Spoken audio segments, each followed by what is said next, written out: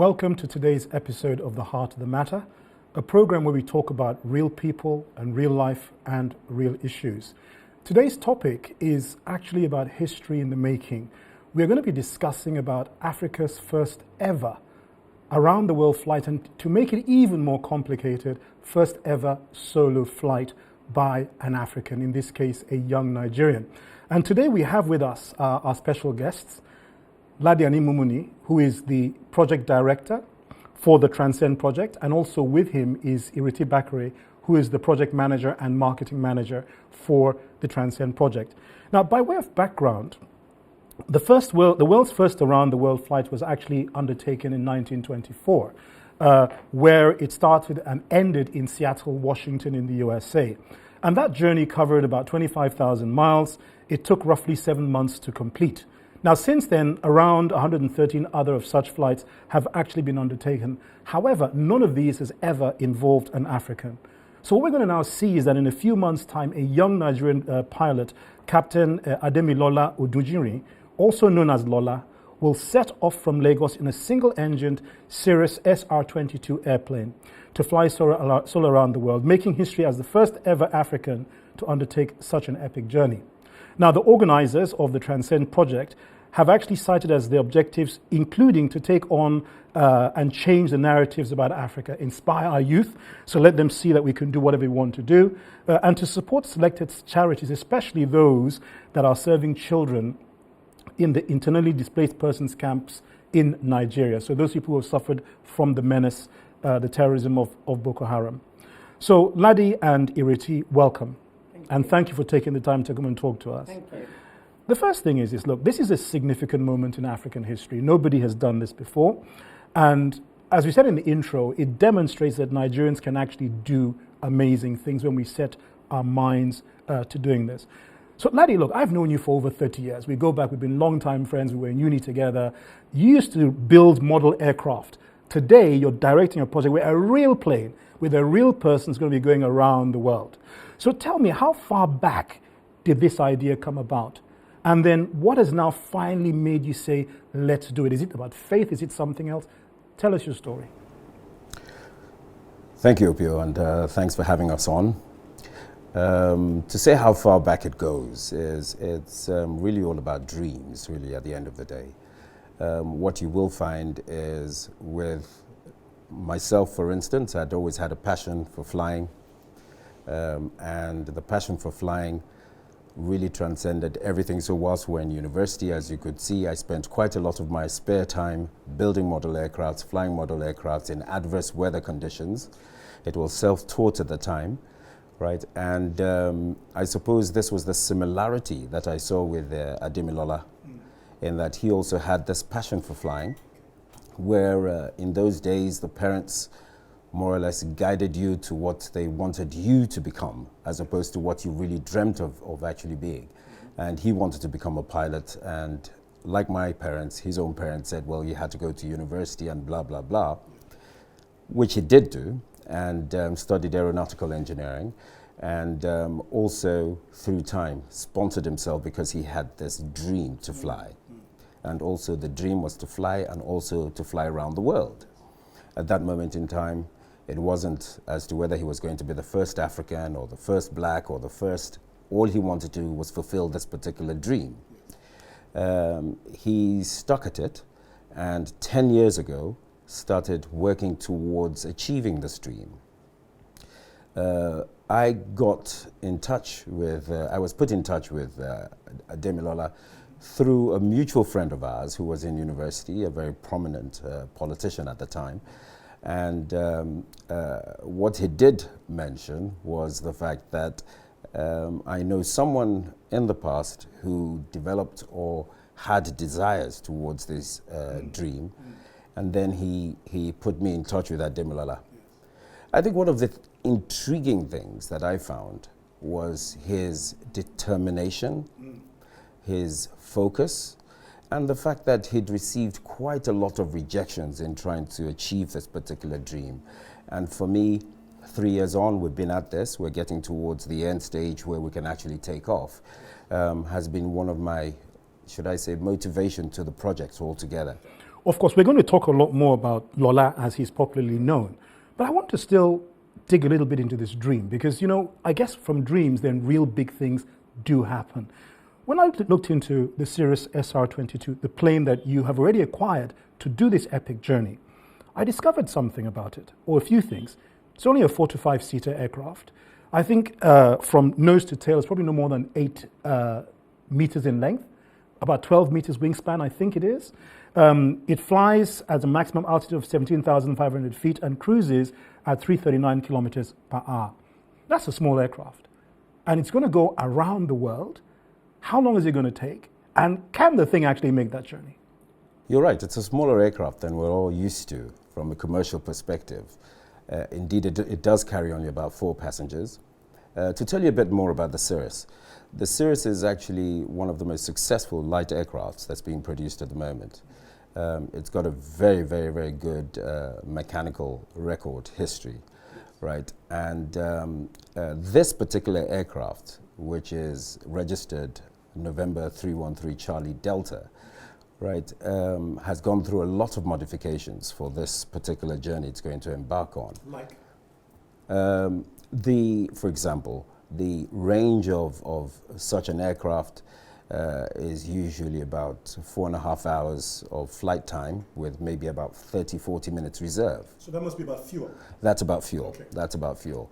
So this particular aircraft has been modified, and therefore the back seats have been taken out completely, and it's been fitted with fuel tanks that can increase that range from 4.5 hours to 17 hours. Wow.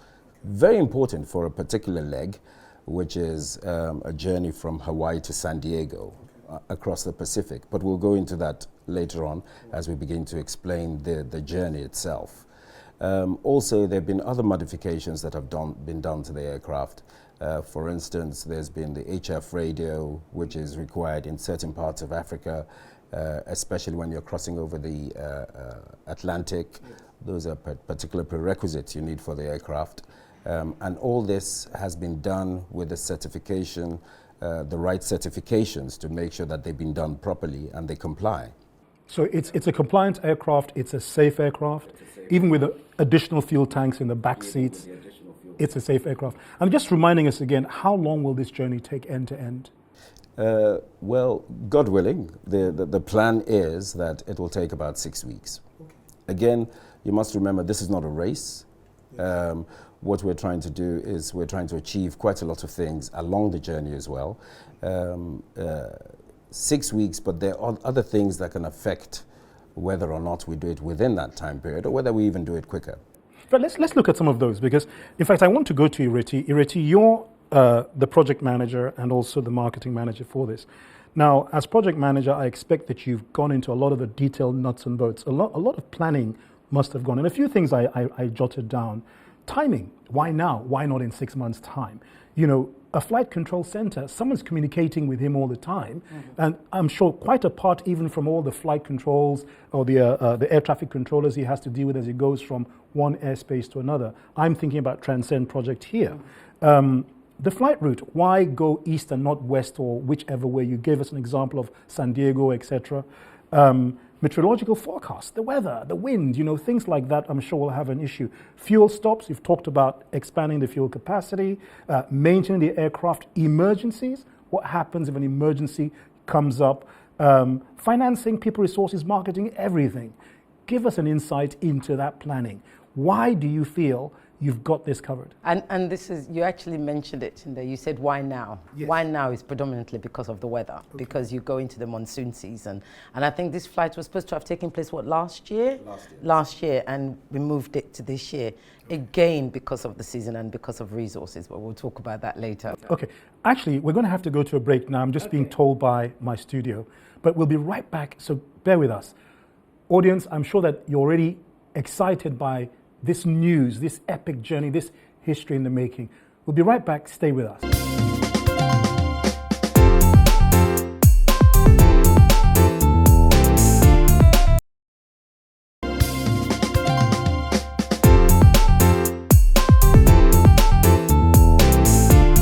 Welcome back to the Heart of the Matter, where today we're talking about Africa's first solo around the world flight. And with us we have Ladi, Ani-Mumuney and Ireti Bakare. So Ireti, you were telling us before about the planning for this particular journey. Yeah. And you were focusing at the time on why now?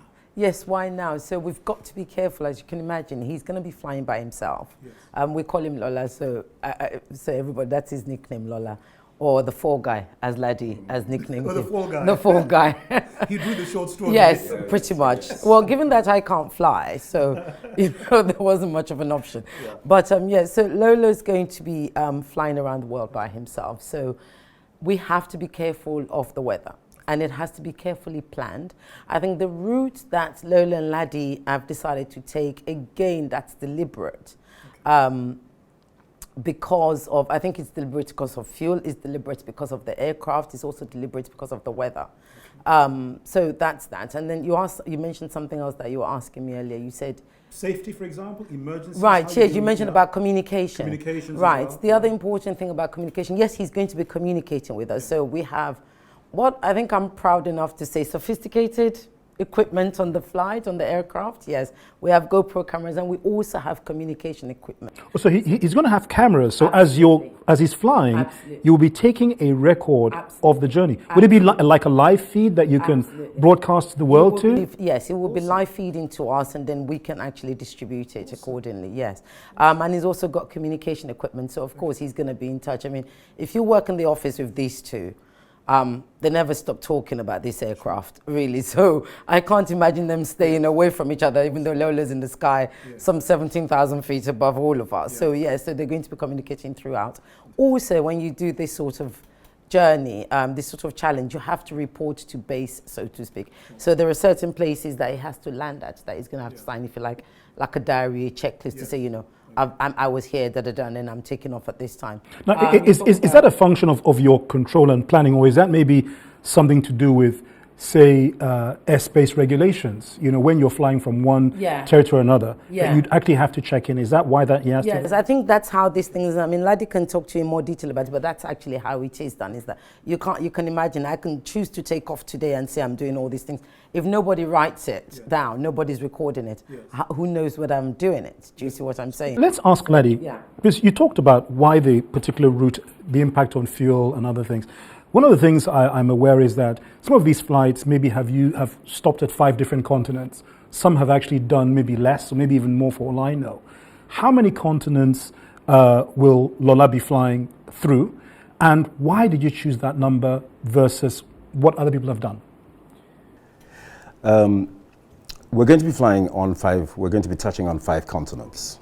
We're flying in an easterly direction, so from here it'd be heading to Kenya, from Kenya down to over Egypt into the United Arab Emirates, through there to India, Singapore, from Singapore to Australia, then does the Pacific hopping on the islands, that's the longest stretch over the ocean, right, going to Pago, Christmas Island, Hawaii, then to San Diego, from San Diego, then comes back up north, right, heading to Reykjavik, and from Reykjavik coming down through the British Isles, then through the Sahara Desert, back into Nigeria. That is to prove that obviously we're circumnavigating the world, we're touching all the continents, we're touching the oceans, all the oceans, and that's not what a lot of people who've done solo around the world would have done. Some of them may have touched 4 continents, some of them have gone higher up the latitude, and as a result they've done shorter distances.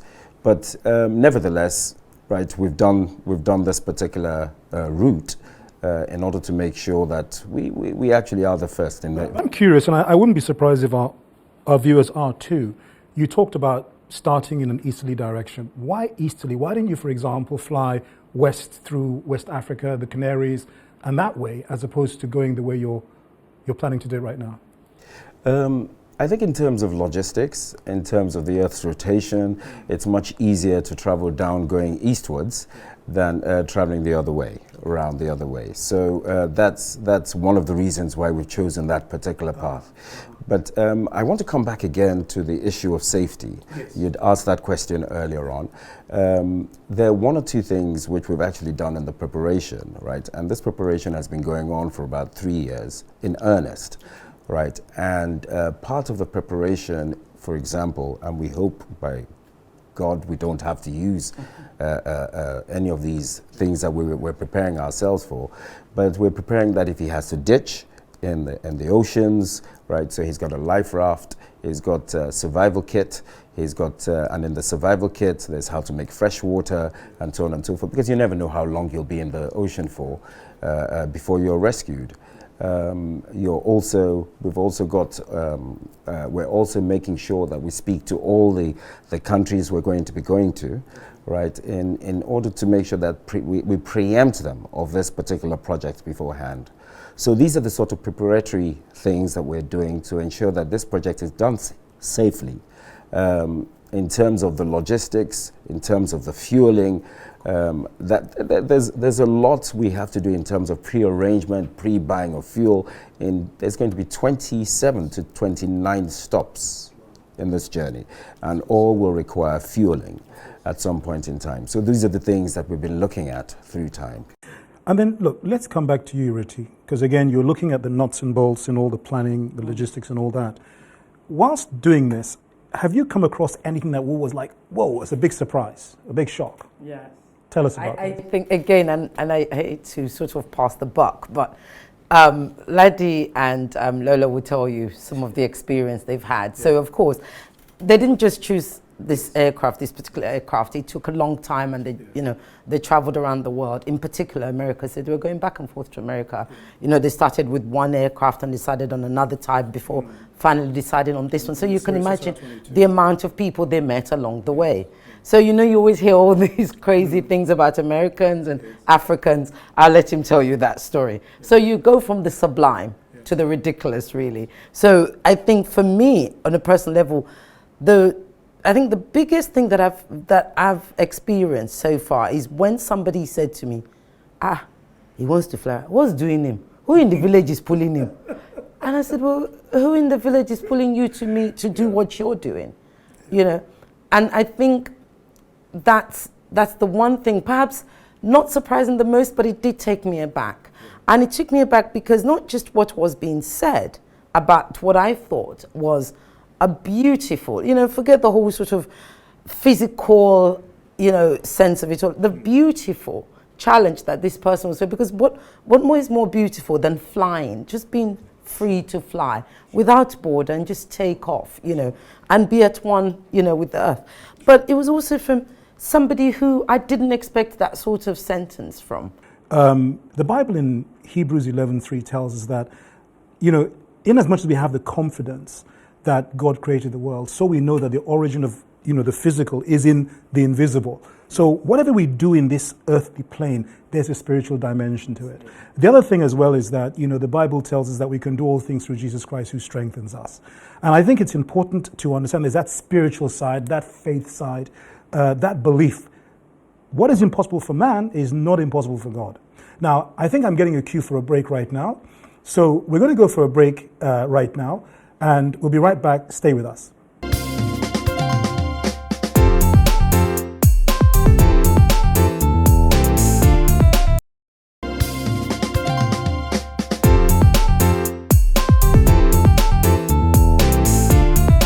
Welcome back to the Heart of the Matter, where we are talking about history in the making, Africa's first ever solo around the world flight.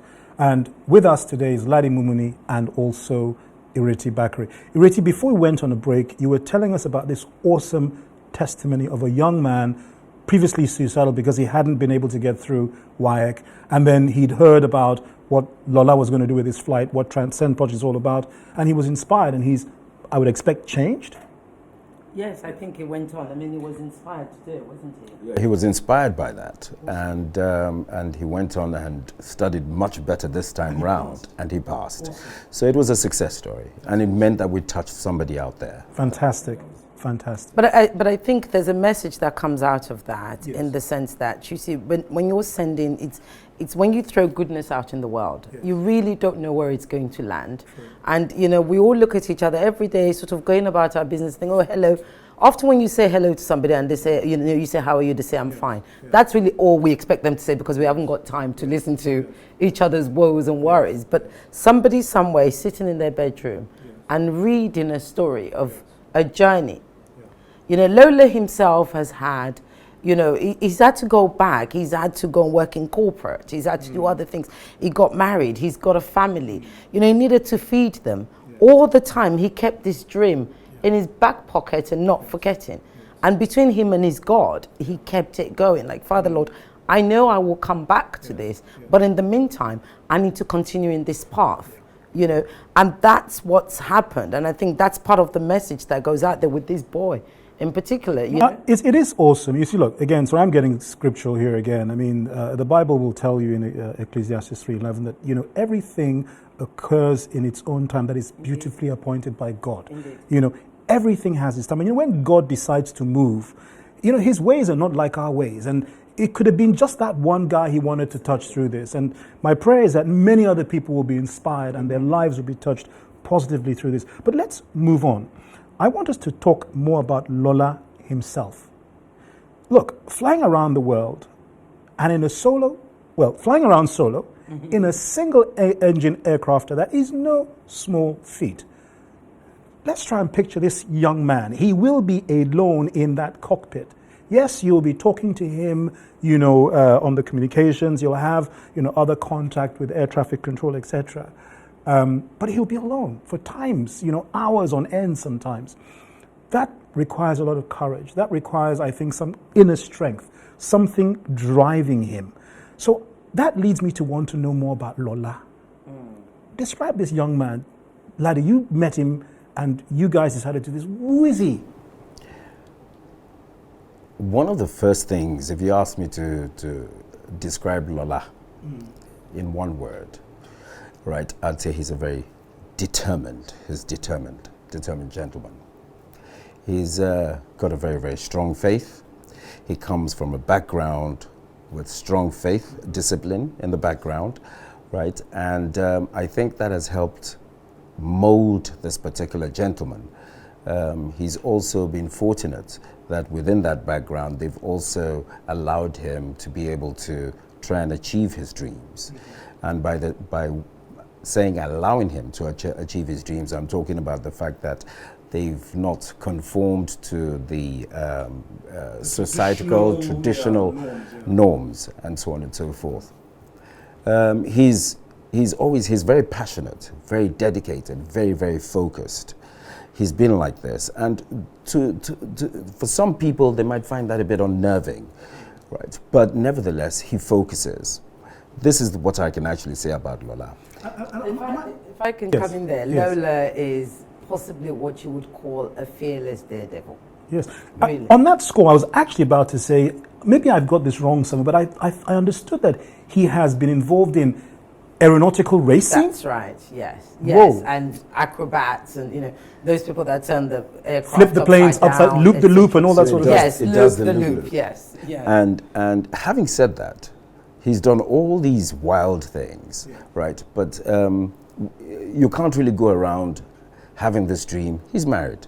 Yeah. He's got a lovely wife called Cynthia. He's got 2 lovely children who all have this dream with him. They're sharing this dream with him and they're supporting him. They're supporting him in times that are difficult, in times where he's received rejection and so on and so forth. And I think when you have that family support, that also helps, right? So he's having to face trying to fulfill this ambition, right? In the face of the fact that it might actually, I wouldn't say conflict, but might affect his family life one way or the other, because his children, so he's having to balance that.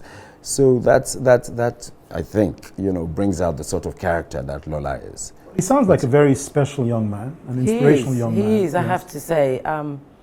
When I met him, I was awed by, you know, Lola's a 37-year-old man.